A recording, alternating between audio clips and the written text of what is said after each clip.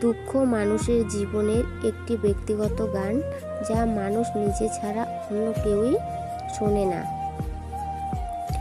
যারা নিজেকে নিয়ে ব্যস্ত থাকে তারা কখনো অন্যের দুঃখ কষ্টকে উপলব্ধি করতে পারে না। জীবনে কিছু কিছু প্রশ্ন থাকে যার উত্তর কখনো মিলে না, কিছু কিছু ভুল থাকে যা শুধরানোও যায় না, আর কিছু কিছু কষ্ট থাকে যা কাউকে বলা যায় না।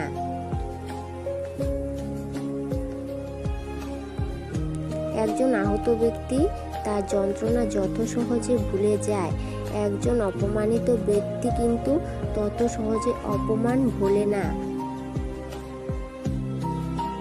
কষ্ট পেও না, তুমি যা হারিয়েছো তা কোনো না কোনো ভাবে তোমার কাছে উত্তম কিছু নিয়ে আনবেই।